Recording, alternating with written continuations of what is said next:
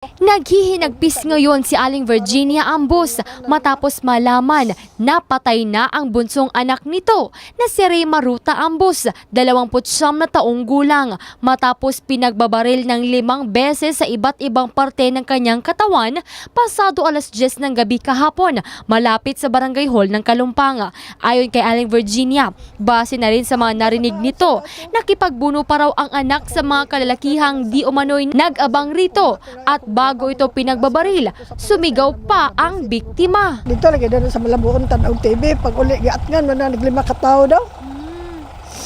Ya, nagsinumbaganay pa ganin daw na sila. Tapos indagan man siya kay di man siya kaya, 5 man na kabuok sila nagtabang niya. Mo gipos sila sa kuan, tiil. Namurag na ilan man daw niya, nagsiyagit pa man daw na siya nga ayaw bayaw. Ingon siya, bayaw man yang gikuan. Ayon naman sa nakakatandang kapatid ng biktima na si Roland Ambos, posibleng love triangle ang dahilan ng pamamaril sa kanyang kapatid. Napag-alamang hiwalay ang biktima sa kanyang unang asawa, ngunit ngayon may kinakasama na itong bago. Nagbulag man sa itong primerong asawa niya. Nang kadua na po'y bana po. Pari love triangle. Love triangle. Ano kaya nga nag-iagaw, anak? Magkailali po niyang malaki ba? Ang nagtira siguro po.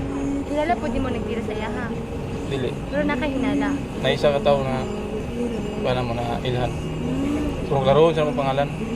Sa pag-iimbestiga ng mga kapulisan, 3 tao ang nagtulong-tulong na bugbugin ang biktima kung saan hawak ng isa sa mga ito ang baril at pinagbabaril ang biktima sa magkabilang tuhod nito, isang tama ng bala sa hita, tagiliran at ilalim ng kilikili. Matapos ang pamamaril ng 3 hindi pa nakikilalang sospek, agad naman itong tumakas patungo sa National Highway. Na-recover naman ang mga basyo ng bala ng kalibre 45 baril. Humihingi naman ng hustisya ang naiwang pamilya ng biktima sa mga taong gumawa ng krimen.